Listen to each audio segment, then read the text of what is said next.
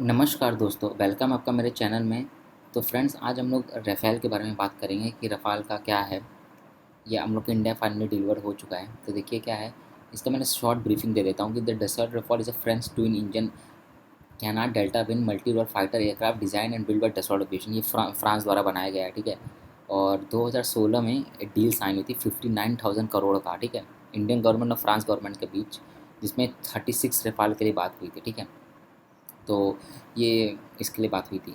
और इसका इतना ज़्यादा हाइप इसलिए बना हुआ है, ठीक है। जब ये इंडिया आ रहा था तो बहुत ज़्यादा हाइप बना था, बहुत ज़्यादा लोग ये चर्चा में था। ये इसलिए था क्योंकि 20 साल बाद, ऑलमोस्ट 22 डिकेड, ऑलमोस्ट 20 साल बाद कोई नया एयरक्राफ्ट हम लोग के आईएएफ में इंडक्ट होगा, मतलब हम लोग के इंडियन एयरफोर्स में आएगा, ठीक है, कोई नया एयरक्राफ्ट। तो ये है। The deal include weapon and spheres, ठीक है, विच इंक्लूडेड मेट्रो बियर और मिसाइल्स। तो ये पूरा फुली लोडेड आएगा, मतलब आएगा तो वही फ्लाई अवे कंडीशन, मतलब आते ही फिर आप उसको ऑपरेट कर सकते हो, उसमें कुछ चेंजेस नहीं करने होंगे, एकदम फ्लाई अवे कंडीशन में एकदम फिट फाट होकर आएगा। On 29 July 2020, the first 5 batch of French Rafale fighter jets arrived at Haryana Ambala Air Base after covering a distance। तो ये 29 जुलाई को आ गया था, ठीक है, मतलब आज ही ये आ गया है अम्बाला एयरबेस पे, जो कि हरियाणा में है, ठीक है। और ये 27 जुलाई को फ्रांस से चला था, ठीक है। 27 जुलाई को फ्रांस से चला था और 29 जुलाई को ये यहाँ पे आ गया। बीच में एक जगह स्टॉप भी लिया था, अल दफ्रा एयरबेस, जो कि यहाँ पे यूनाइटेड अरब एमिरेट्स में है, वहाँ पे आपका हॉल्ट भी लिया था, ठीक है। तो ये है। और इसके अलावा ये देखिए टोटल 5 आया है, मतलब टोटल 10 तैयार, फ्रांस ने 10 एयरक्राफ्ट तैयार करके रखा हुआ है, जिसमें 5 को डिलीवर कर दिया, 5 को वहाँ अपने यहाँ रखा है, वहाँ पे इंडियन पायलट्स को ट्रेनिंग दे रहा है उस पर, ठीक है। तो ये है। और 2021 तक सारे के सारे एयरक्राफ्ट हम लोग के यहाँ आ जाएंगे, 2021 के एंड तक। Chief of air staff RKS Bhadauria receive the Rafale jet. तो ये इन्होंने स्वागत किया रफाल जेट का, ठीक है, अम्बाला एयरबेस पे। अब देखिए, on their way to India from France 5 jets were refuelled mid air from French tanker at a height of 30,000 feet. तो जब मैंने आपको बताया ना, जब 27 जुलाई को वहाँ से चला था, तो तो रास्ते में मिड एयर रिफ्यूलिंग में हुआ, ठीक है। तो मतलब हवा में ही फ्यूल भराया इसका, ठीक है।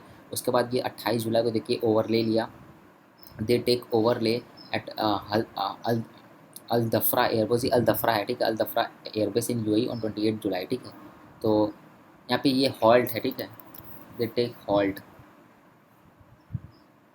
ठीक है, they take halt at Al Dhafra airbase, ठीक है, ये अल दफ्रा एयरवेज है, अल दफ्रा एयरबेस, ठीक है, यहाँ पे हुआ 28 जुलाई को, वहाँ पे रात भर रुका। उसके बाद 29 जुलाई को सुबह वहाँ से चल दिया, और ये लगभग दोपहर में 2 बजे के आसपास, 2 2:30 या 3 बजे के आसपास ये आ गया था इंडिया में, ठीक है। अब देखिए क्या हुआ कि जैसे ये इंडियन एयर स्पेस में एंटर किया तुरंत, ठीक है, soon after taking of from UAE Indian rifle college establish concept. सबसे पहले जब ये वहाँ से उड़ा, तो तुरंत ये उसके बाद थोड़ी देर बाद ही ये वहाँ पे आईएनएस कोलकाता, जो कि अरेबियन सी में डिप्लॉयड थी, ठीक है, उसके साथ ये अपना कॉन्टैक्ट इस्टेब्लिश कर लिया, राइट, इस्टेब्लिश कर लिया। फिर इन्होंने वेलकम किया इसका, रफ़ाल का, कि वेलकम ऐसे करके वेलकम किया इन लोग, आईएनएस कोलकाता, ये वेलकम किया रफ़ाल का, ठीक है। तो इस पर रेडार लगा होता है कोलकाता, ये वारशिप है, तो इस पर रेडार लगा होगा, तो जैसे ही ऊपर से कोई एयरक्राफ्ट आती है तो उनके रेडार में शो हो जाता है, तो जिसकी मदद से ये कॉन्टैक्ट इस्टेब्लिश कर लेते हैं, राइट। तो इससे इन्होंने बधाई दिया रफ़ाल के पायलट को। तो उसके बाद फिर जैसे ही ये एंटर की इंडियन एयर स्पेस में, ठीक है, जैसे ही एंटर की तुरंत 2 सुखोई जहाज जहाज इसको स्कॉट करने लग गए, ठीक है। When Rafale inter Indian air पे 2 सुखोई M30 जेट्स स्कॉटेड देम, इसको स्कॉट करने लगे, ठीक है।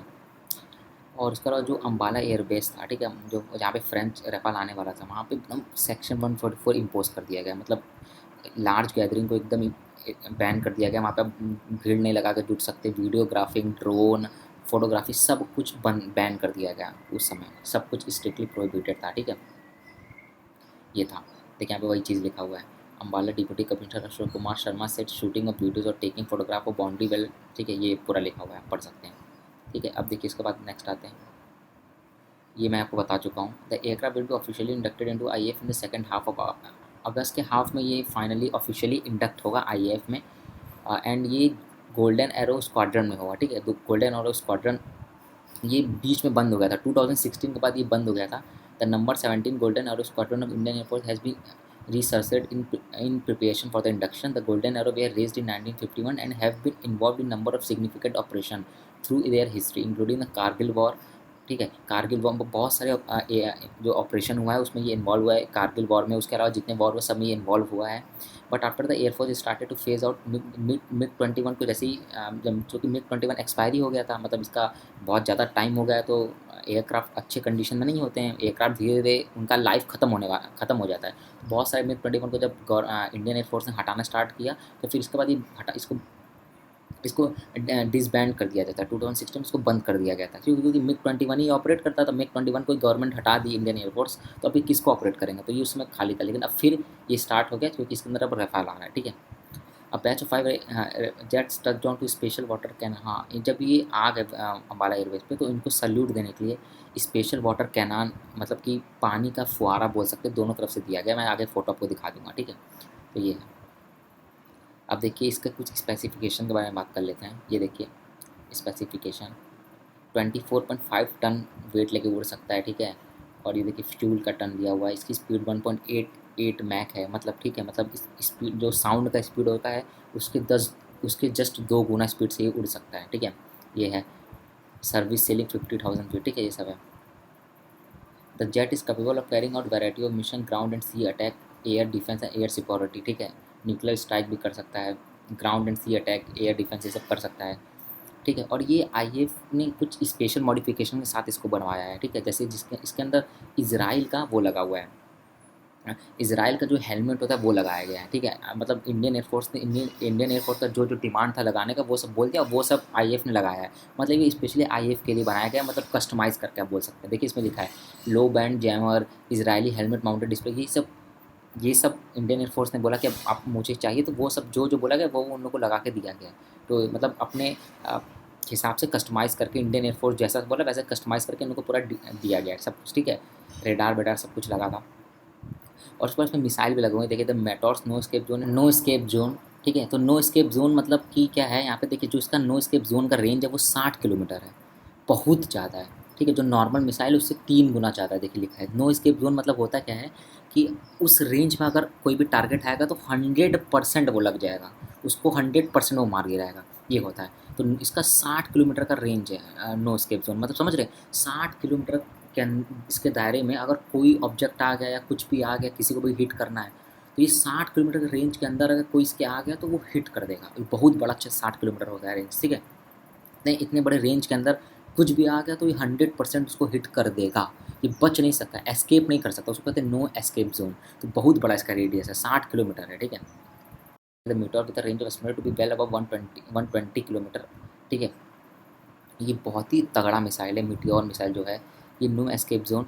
और आप सोच सकते हैं ये इसका रेंज देखिए क्या है, 120 किलोमीटर रेंज है। तो आप समझ सकते हैं कितना अच्छा है, बहुत दूर से मारेगा, आप बॉर्डर के पास ही से मारिए हो जाएगा काम, ठीक है। और ये बहुत तगड़ा मिसाइल है, right. Air to air combat के लिए सबसे अच्छा मिसाइल माना जा रहा है अभी तक, बहुत अच्छा मिसाइल, बहुत ही तगड़ा मिसाइल है एयर टू एयर, मतलब हवा में हवा मारने के लिए, ठीक है। तो उसके अलावा देखिए this Rafale jet will arm with Meteor beyond visual air to beyond visual range है, मतलब कि आपको जहाँ तक दिख सकता है उसके भी ऊपर 120 किलोमीटर रेंज है। मैं आपको बताया 120 किलोमीटर इसकी रेंज है, बहुत ज़्यादा है। माइका मिसाइल लगा हुआ है, स्कैल्प मिसाइल भी है। स्कैल्प मिसाइल आपका होता है कि बंकर वंकर जो होता है ना उसको तोड़ने के लिए होता है, वो किसी बंकर पर गिराएंगे टूट जाएगा, जितना भी स्ट्रॉन्ग बंकर उससे नहीं फर्क पड़ेगा, ठीक है। The MDA MICA is anti aircraft multi target all weather fire and forget short and medium range missile system. तो माइका मिसाइल का वो क्या है कि मल्टी टारगेट है, ठीक है। उसके अलावा ये क्या है ना कि ये ग्राउंड से भी मार सकते हैं, इस मिसाइल को यूज़ कर सकते हैं आप, ठीक है। और हवा में भी यूज़ कर सकते हैं, मतलब ग्राउंड से भी फायर कर सकते हैं और हवा से भी फायर कर सकते हैं। मल्टी वाला मिसाइल है, multi anti air multi target missile है, ठीक है। तो ये है। अब देखिए ये है द स्कार्प इज़ डीप, जो स्कार्प मिसाइल है ये, इसका सबसे बड़ा फैक्टर है इसका रेंज बहुत ही ज़्यादा है। 560 किलोमीटर रेंज है इसका, तो आप अंदाज़ा लगा सकते हैं 560 किलोमीटर रेंज है। और 560 किलोमीटर दूरी से ये पिन पॉइंट एक्यूरेसी के साथ ये मार सकता है, ठीक है। आपका कोई भी ये स्टेशनरी पॉइंट को टारगेट करता है, ठीक है। मतलब कि कोई जो ज़मीन कोई चीज़, जैसे कोई एयर बेस हो गया आपका, ठीक है, कोई फैसिलिटी हो गया, पोर्ट वोट हो गया, तो उसको डिस्ट्रॉय करने के लिए काम में आता है ये, ठीक है। तो ये किसी स्टेशनरी चीज़ को मारता है और 560 किलोमीटर दूर से मार सकता है, तो ये बहुत ही सही चीज़ है। उसके अलावा it can carry almost 10 tons of weapon, 5 ton of fuel, ठीक है, ये है।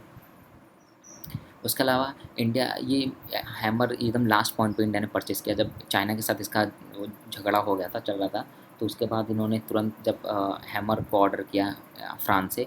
हैमर ये बेसिकली बंकर को डिस्ट्रॉय करने के लिए होता है। जो बंकर होता है दुश्मन बंकर बहुत स्ट्रॉन्ग होता है, हार्ड होता है। तो जितना भी स्ट्रॉन्ग बंकर क्यों ना हो, ये एयर से ग्राउंड में मारेगा मिसाइल और ग्राउंड में जो बंकर बने तो उसको डिस्ट्रॉय कर देगा। बहुत तगड़ा मिसाइल है और 70 किलोमीटर इसका रेंज होता है। 70 किलोमीटर दूर से कोई दुश्मन का बंकर वंकर बना हुआ है उसको आराम से डिस्ट्रॉय कर लेगा।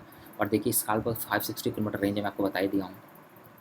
ये देखिए ये कितना बेहतरीन पिक है। ये जैसे ही हम लोग का रेफाल एंटर किया था इंडियन एयर स्पेस में तो उसको 2 सुखोई स्पॉट करने लगे थे और ये तब का ये फ़ोटो है। देखिए कितना प्यारा पिक है ये। और ये देखिए फ्रांस का जो टैंकर जब ये रिफ्यूल कर रहा था हमारे रेफाल एयरक्राफ्ट को, तब ये पिक है। और ये देखिए इसको वाटर कैनन से सल्यूट दिया जा रहा है, ये पानी का धार है। और ये देखिए जो हमारे जो आर.के. भदौरिया जी हैं, ये सबको कॉन्ग्रेचुलेट कर रहे हैं, सबसे मिल रहे हैं। जो पायलट है आईएएफ के उनसे, ये जो रफ़ाल को लेके हैं उनसे, ठीक है। तो आई होप आपको वीडियो समझ में आ गया होगा। So friends, thank you for watching. Please do like, share and subscribe my channel. Bye bye, take care.